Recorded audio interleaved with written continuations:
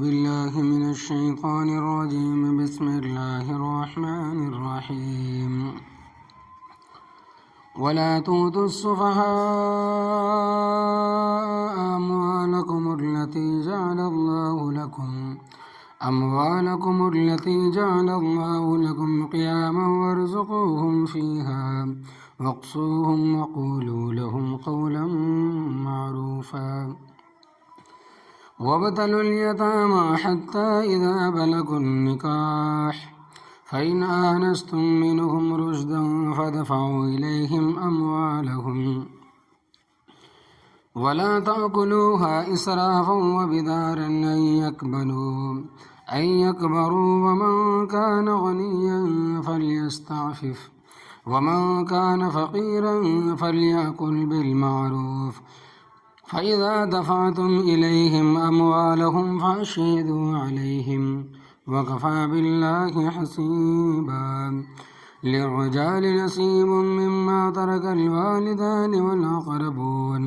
وللنساء نصيب مما ترك الوالدان والأقربون مما قل منه أو كثر نصيبا مفروضا. لفظی ترجمہ سورۃ النساء آیت 5 تا 7. وَلَا تُؤْتُوا السُّفَهَاءَ اور نہ دو تم بے وقوفوں کو اموالکم اپنے مال التی وہ مال جعل اللہ کے بنایا ہے اللہ تبارک و تعالی نے لکم تمہارے واسطے قیماً قائم رہنے کا ذریعہ ورزقہم فیہا اور ان کو کھلاتے پلاتے رہو ان مالوں سے وقصوہم اور ان کو لباس پہناتے رہو وقولوا لہم اور کہو ان کو قولا معروفا بات بھلی اچھی بات وابتلوا الیتامى اور امتحان لو تم یتیموں کا حتیٰ یہاں تک کہ اذا بلغوا النکاح جب وہ پہنچ جائے نکاح کی مدت کو فَإِنْ آنَسْتُمْ پس اگر تم محسوس کرو منہم رشداً ان سے رشد و بھلائی اور سمجھ فَادْفَعُوا إِلَيْهِمْ پس تم ان کو دے دو اموالہم ان کے مال وَلَا تَأْكُلُوهَا اور نہ کھاؤ تم ان یتیموں کے مالوں کو اسرافاً حد سے بڑھے ہوئے وبداراً اور جلدی کرتے ہو ان یکبروا یہ کہ وہ بڑے ہو جائیں گے وما کان غنیًا اور جو شخص غنی ہو فلیستعفف پس چاہیے کہ وہ یتیم کے مال کے کھانے سے بچے وما کان فقیراً اور جو شخص محتاج ہے فلیاکل پس چاہیے کہ وہ کھائے بالمعروف دستور کے مطابق فاذا دفعتم الیہم پس جب تم دو ان کو اموالہم ان کے مال فاشہدوا علیہم پس تم گواہ بنا لو ان پر وکفی باللہ حسیبا اور کافی ہے اللہ تبارک و تعالی حساب لینے والا للرجال مردوں کے لیے وللنساء اور عورتوں کے لیے نصیب حصہ ہے مما ترک الوالدان جو چھوڑ گئے ماں باپ والاقربون اور قریبی رشتہ دار مما قل منہ تھوڑا اس مال سے او کثر یا زیادہ ہو نصیباً حصہ ہے مفروضاً طے شدہ. ان آیات میں معاشرے کے مسائل بیان ہوئے ہیں یعنی آپس میں زندگی بسر کرنے کا طریقہ اور کل کے سبق میں آپ نے سنا زمانہ جاہلیت میں یہ طریقہ اور رواج تھا اور آج کے دور میں بھی کوئی کمی نہیں ہے. چچا تایا فوت ہو جاتا اور ان کی اولاد چھوٹی ہوتی یا ان کا سرپرست بنتا بے دردی بے ترسی سے ان سب کا کچھ کھا پی جاتا ان کا سب کچھ کھا پی جاتا ان کا عمدہ مال خود لے لیتا اور ردی مال ان کے کھاتے میں ڈال کر نگ پوری کر دیتا. اور یہ بات بھی حقیقت ہے کہ ہر زمانے اور ہر علاقے میں ہر قسم کے لوگ موجود ہوتے سمجھدار بھی بیوقوف بھی اور اس سے کوئی ملک اور کوئی قوم مستثنا نہیں ہے. اسی طرح یتیم بچوں میں بھی بیوقوف بھی ہوتے ہیں اور سمجھدار بھی ہوتے ہیں شریف بھی ہوتے ہیں بری بھی ہوتے ہیں اللہ تبارک و تعالیٰ فرماتے ہیں کہ وَلَا تُؤْتُوا السُّفَهَاءَ، سفہاء سفیہن کی جمع ہے، اور نہ دو تم بے وقوفوں کو اموالکم اپنے مال، التی وہ مال جعل اللہ لکم کے بیان آیا ہے اللہ تبارک و تعالیٰ نے تمہارے لیے قیماً قائم رہنے کا ذریعہ۔ مال ہوگا تو کھائے گا، پیے گا، پہنے گا، بغیر مال کے تو نظام ہی نہیں چلتا۔ اگر تم نے بیوقوف کو مال دے دیا تو وہ اڑا دے گا، ضائع کر دے گا، خصوصاً جب بیوقوف کو برے ساتھی مل جائے تو وہ اس سے بھی برے ہوں گے۔ لہٰذا جو بیوقوف ہے، چچے کا بیٹا ہے، ماموں کا بیٹا ہے، بھائی کا بیٹا ہے، برادری رشتہ داروں میں سے کوئی ہے جس کے تم نگراں اور سرپرست ہو، اس کو تم مال نہ دو، اس میں اس کی بہتری ہے۔ بیوقوف کو بیوقوف مل گئے تو سب کچھ تباہ اور برباد کر دے گا۔ نوجوان ہو، عزیز ہو اور ساتھی ہو، اچھی طرح یاد رکھنا، کبھی کسی برے کے پاس بیٹھک نہ رکھنا۔ برائی کا اثر بہت جلد ہوتا ہے، کیونکہ نفس امارہ بھی برائی کو چاہتا ہے، اور شیطان بھی برائی کو چاہتا ہے،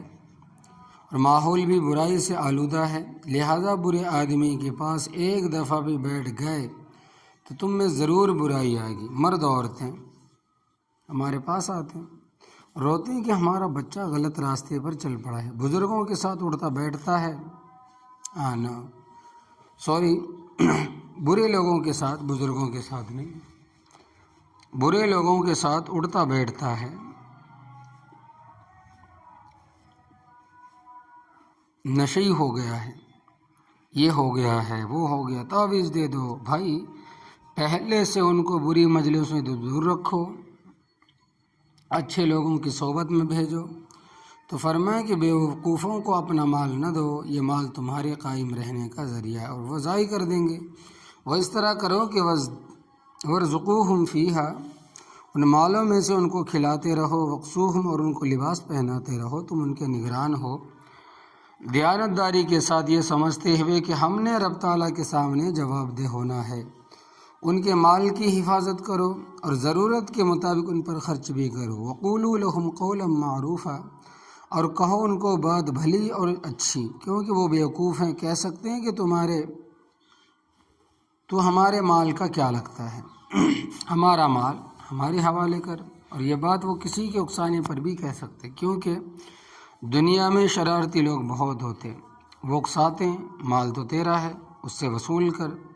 تو ایسے موقع پر تمہیں جذبات میں نہیں آنا چاہیے، اور غصے میں آ کر یہ نہ کہو کہ یہ لے تیرا مال ہے، اس کو سنبھال اور یہاں سے دفع ہو جا، کیونکہ وہ تو ہے ہی بیوقوف، اور تم نے بھی اس کو جذبات میں آ کر رد کر دیا تو وہ اور بگڑ جائے گا، تباہ ہو جائے گا، برباد ہو جائے گا۔ لہذا جذبات پر کنٹرول کرتے ہوئے حوصلے سے کام لو، اور اس کو اچھی بات کہہ کر ٹال دو کہ بھائی واقعی مال تیرا ہے، میں تو خادم ہوں، یہ آج بھی تیرا ہے، کل بھی تیرا، مگر اس بیوقوف کے حوالے نہ کرو۔ یہ اللہ تبارک و تعالیٰ کا حکم ہے کہ آگے فرمائے کہ وَابْتَلُوا الْيَتَامَى، اور امتحان لو تم یتیموں کا، حتیٰ اذا بلغوا النکاح، یہاں تک کہ جب وہ پہنچ جائے نکاح کی مدت کو، یعنی بالغ ہو جائے، تو تم ان کا امتحان لو۔ فَإِنْ آنَسْتُم مِّنْهُمْ رُشْدًا، پس اگر تم محسوس کرو ان سے بھلائی اور سمجھ، فَادْفَعُوا إِلَيْهِمْ أَمْوَالَهُمْ، پس تم ان کو دے دو ان کے مال۔ مطلب یہ ہے کہ یتیم بچہ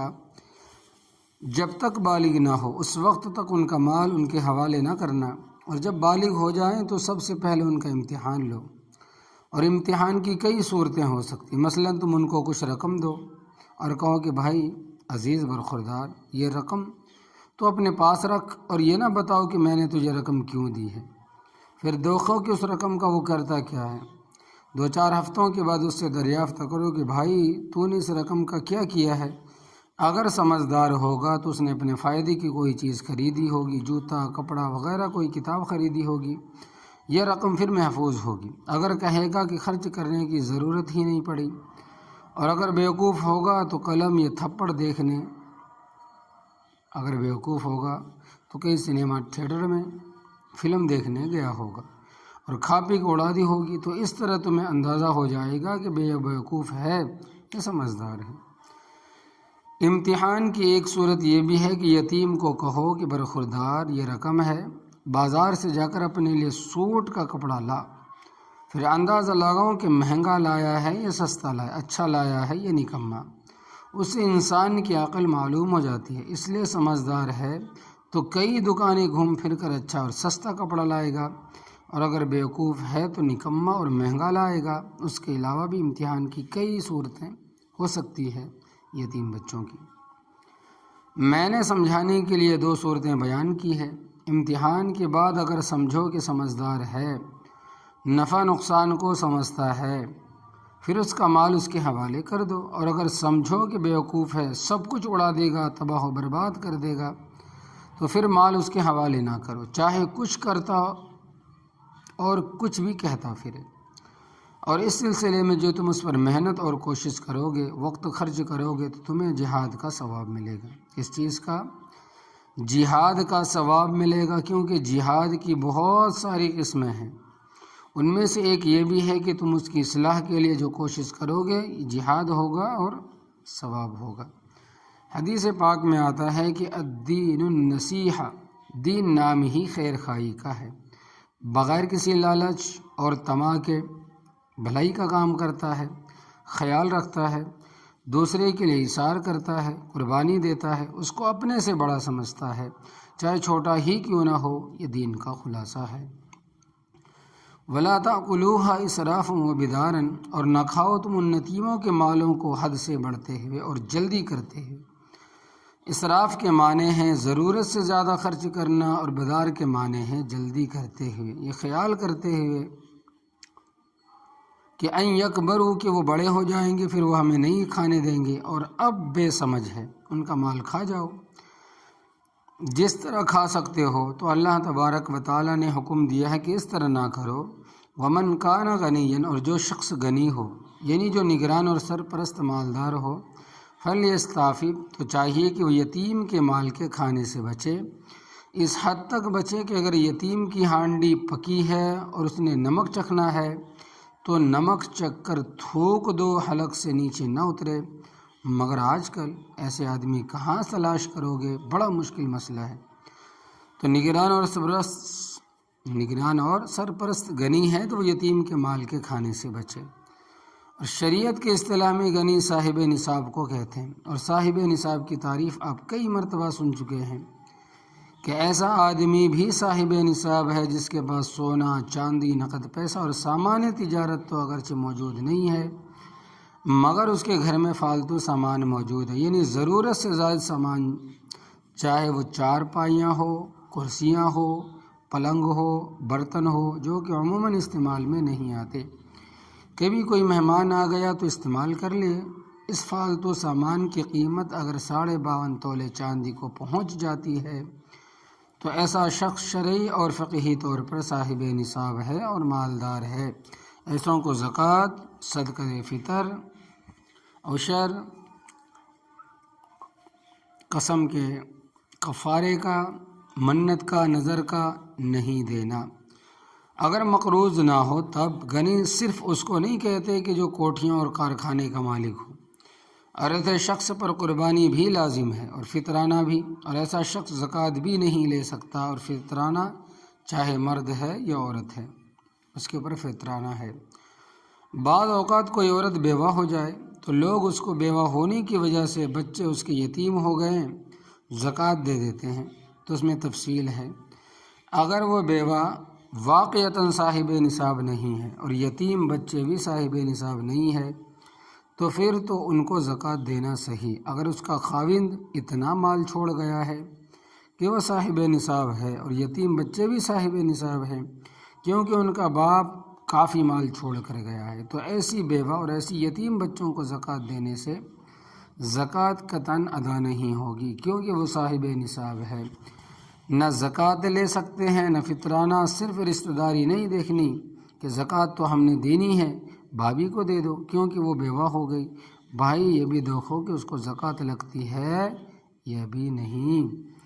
بعض لوگ یتیم لڑکی یا غریب لڑکی کی شادی کے لیے زکوٰۃ دیتے ہیں،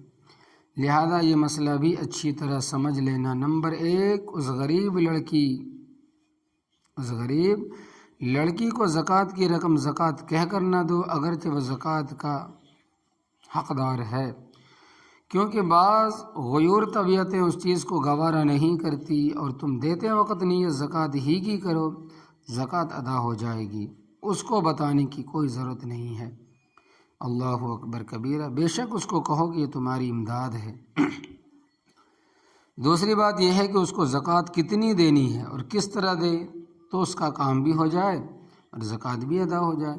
کیونکہ آج کل 52.5 تولے چاندی کی قیمت تقریباً آپ سمجھ لیں تو 50-55 ہزار روپے،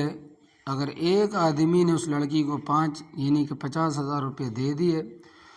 تو وہ صاحب نصاب ہو گئی، اب وہ زکوٰۃ نہیں لے سکتی۔ اب دوسرا آدمی اس کو زکوٰۃ کی رقم دے گا تو اس کی زکوٰۃ ادا نہیں ہوگی، تیسرا دے گا، چوتھا دے گا، اس کی بھی زکوٰۃ ادا نہیں ہوگی۔ تو اس کی صورت یہ ہو سکتی ہے کہ زکوٰۃ کی رقم اس کی ضرورت کے مطابق اکٹھی کر لی جائے اور اس کو یک مشت دے دی جائے تو سب کی زکوٰۃ ادا ہو جائے گی۔ یہ مسائل ہر وقت پیش آتے رہتے ہیں، ان کو اچھی طرح سمجھ لیں۔ اور محترم حضرات، بھائیوں، دوستوں، بزرگوں، بہنوں، یاد رکھ لیں، بہت بڑا مسئلہ ہے، بہت پیچیدہ مسئلہ ہے، مگر ہے بھی بہت آسان۔ پھر یہ بھی دیکھنا ہے کہ وہ لڑکی سادات میں سے تو نہیں، اگر سادات میں سے ہے تو اس کو بھی زکوٰۃ نہیں لگے گی۔ سادات کا مطلب جو سید خاندان سے ہے، اور 5 بیٹوں کی اولاد کو سادات کہا جاتا ہے۔ دھیان سے سنیے، 5 بیٹوں کی اولاد کو سادات کہا جاتا ہے۔ حضرت علی رضی اللہ تعالیٰ عنہ، حضرت عباس رضی اللہ تعالیٰ عنہ، حضرت عقیل رضی اللہ تعالیٰ عنہ، حضرت جعفر رضی اللہ تعالیٰ عنہ، حضرت حارث رضی اللہ تعالیٰ عنہ ابن عبد المطلب، یہ سادات ہے۔ ان میں سے کسی کو کسی وقت بھی زکوٰۃ نہیں لگتی، نہ قسم کا کفارہ، نہ فطرانہ، نہ عشر، نہ منت، نہ نذرانہ۔ زکوٰۃ ادا کرنے سے پہلے یہ بھی معلوم ہونا چاہیے کہ زکوٰۃ کس کو دوں تو ادا ہو جائے گی۔ صرف زکوٰۃ دے دینے سے کوئی ذمے سے فارغ نہیں ہو جاتا، بلکہ تحقیق کرنا ضروری ہے کہ جس کو زکوٰۃ کی رقم دے رہا ہے وہ اس کا حقدار ہے بھی یا نہیں، کیونکہ آج کل جو حالات ہے لینے والا نہیں بتائے گا کہ میں حقدار ہوں یا نہیں۔ آگے فرمایا کہ ومن کان فقیراً، اور جو شخص محتاج ہے، فقیر، اور فقیر کی تعریف کرتے ہیں فلیکل من لا یملک قوت یومہ، جس کے پاس ایک دن کی خوراک بھی نہ ہو، اور یہ فقیر یتیم کا نگران ہے۔ فلیاکل بالمعروف، جس کے پاس ایک دن کی بھی خوراک نہ ہو کھانے کے لیے، وہ فقیر ہے۔ اور مسکین وہ ہے جس کے پاس ایک وقت تو ہے مگر آگے بھروسہ نہیں ہے، کبھی کھا لیا کبھی فاقہ۔ جس کے پاس کچھ بھی نہیں، ایک وقت کا بھی نہیں ہے، اس کو فقیر کہتے ہیں۔ تو کیا فرمایا کہ فلیاکل بالمعروف، پس چاہیے کہ وہ کھائے دستور کے مطابق۔ دستور کا مطلب یہ ہے کہ وہ عام حالات میں، ایسے ماحول میں جو کھاتا ہے وہی کچھ کھائے۔ اگر وہ ایسے حالات میں دال کھاتا ہے تو یتیم کے مال سے گوشت نہیں کھا سکتا۔ معروف کا معنی عرف کا ہے کہ ایسے حالات میں اس موقع پر وہ کیا کھاتا ہے، دال کھاتا ہے تو دال کھائے، سبزی کھاتا ہے تو سبزی کھائے، اور اگر کھانا بھی ایک آدھ موقع پر ہے، ایسا نہیں کہ ہر وقت یتیم کے سر پر چڑھا رہے، اس کی جان اس وقت چھوڑے جب اس کی ساری رقم ختم ہو جائے۔ اپنے کھانے پینے کے لیے الگ محنت کرنی چاہیے۔ مسلمان کے لیے ایک دن بھی فارغ رہنا گناہ کی بات ہے، یعنی کہ خالی چھٹی کر لینا، کام دھندہ نہیں کرنا، مجبوری ہے، کام نہیں ہے، نوکری نہیں ہے، الگ بات ہے۔ فرماتے ہیں کہ مسلمان کے لیے ایک دن بھی فارغ رہنا گناہ کی بات ہے۔ نوجوانوں، خود حرام ہونا بہت بڑا گناہ ہے۔ مسلم شریف کی روایت میں آتا ہے کہ کفا بالمرء انما، آدمی کے گناہ گار ہونے کے لیے کافی ہے کہ گھر کے افراد تو روٹی کو ترسیں اور یہ پتنگیں اڑائے، کبوتروں کے پیچھے دوڑے، گیموں کے پیچھے پڑا رہے، یعنی نکما ہونا بڑا گناہ ہے۔ ہاں کوئی بیمار ہے، اندھا ہے، لنگڑا ہے، لولا ہے، تو اس کا مسئلہ جدا، اگر دیانت داری کے ساتھ کوشش کرتا ہے مگر مزدوری نہیں ملتی تو اس کا مسئلہ بھی جدا ہے، یعنی یہ گناہ گار نہیں ہوگا، تو دوسروں پر بوجھ بن کر رہنا گناہ ہے۔ یہ اسلام کا اصول ہے کہ لڑکا جب بالغ ہو جائے تو اس کو اپنے مال پر چھوڑ دو، کمائے اور کھائے، مگر آج اکثر اس اصول کے خلاف ہو رہا ہے اور مسلمانوں کے بچے کھیل کود میں وقت ضائع کرتے ہیں اور ماں باپ کا سر کھا جاتے ہیں، جان نہیں چھوڑتے۔ اللہ تبارک و تعالیٰ امان میں رکھے، محفوظ رکھے۔ مسلمان کو مسلمان بننا چاہیے، ہونا چاہیے، اور دستور کا یہ معنی بھی ہے کہ وہ اپنی خدمات کا جائز اور بقدر ضرورت معاوضہ لے، یعنی یتیم اگر اپنے باپ کے کاروبار کو نہیں چلا سکتا تو اس کی نگرانی کرے اور جائز معاوضہ لے لے، محض یتیم کا مال سمجھ کر ہضم کرنے کی کوشش نہ کرے۔ فَإِذَا دَفَعْتُمْ إِلَيْهِمْ أَمْوَالَهُمْ، پس جب تم ان کو دو ان کے مال، یعنی جب تم یتیموں کا مال ان کے حوالے کرو،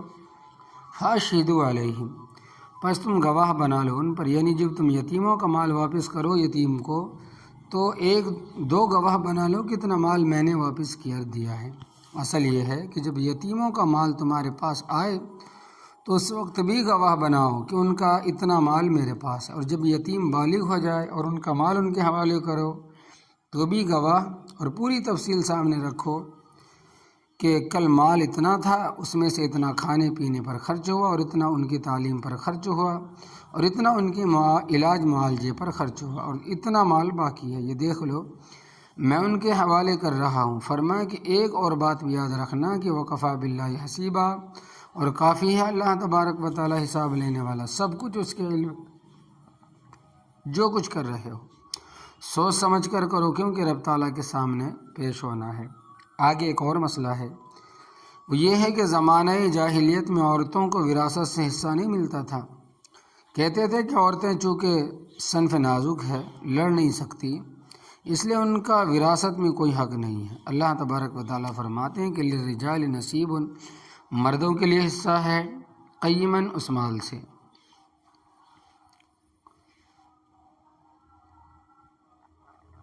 مما للرجال نصیب، مما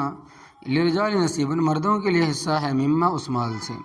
ترک الوالدان جو چھوڑ گئے ہیں، ماں باپ، والاقربون اور قریبی رشتہ داروں نے جو چھوڑا ہے،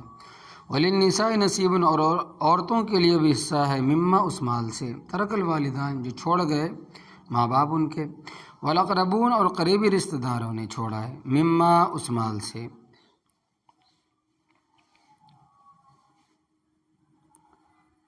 قد منہ او کسر، تھوڑا اس مال سے یہ زیادہ ہو، اس میں ان کا باقاعدہ حصہ ہے، مال تھوڑا ہو یا بہت ہو، بہرحال چاہے وہ روپے ہی کیوں نہ ہو پھر بھی وہ حصے کا حقدار ہے، یعنی جس چیز کے ماں باپ مالک تھے چاہے وہ سوئی کا دھاگا ہی کیوں نہ ہو، عورت کا اس میں حصہ ہے۔ اسی طرح بھائی فوت ہو گیا، بہن فوت ہو گئی، اس میں عورتوں کا باقاعدہ حصہ ہے۔ کئی لوگ یہ دعویٰ کھیلتے ہیں کہ بہن نے معاف کر دیا، بھائی یہ کیسی معافی ہے کہ ابھی اسے ملا تو کچھ نہیں ہے، معاف اس نے پہلے کر دیا۔ بھائی پہلے اس کے حوالے کرو، زمین وغیرہ کی رجسٹری اس کے نام کراؤ، انتقال ہو جائے اور اس کا قبضہ ہو جائے، پھر چند سال وہ اس سے فائدہ اٹھائے، پھر وہ تمہیں دے دے تو ٹھیک ہے۔ جب اس کے ہاتھ میں ہے کچھ نہیں، اس نے معاف کیا کرنا ہے؟ یہ تو ایسی ہے کہ میں تمہیں کہتا ہوں کہ میں نے سارا ہندوستان تمہیں دے دیا ہے، تو اس کے کیا معنی؟ یہ رب تعالیٰ سے بھی داؤ کھیلتا ہے اور مخلوق سے بھی۔ نصیبم مفروضاً، حصہ ہے طے شدہ، ان حصوں کی تفصیل اگلے رکوع میں آ رہی ہے، کس کو کتنا حصہ ملنا ہے۔ اللہ عمل کی توفیق عطا فرمائے، آمین۔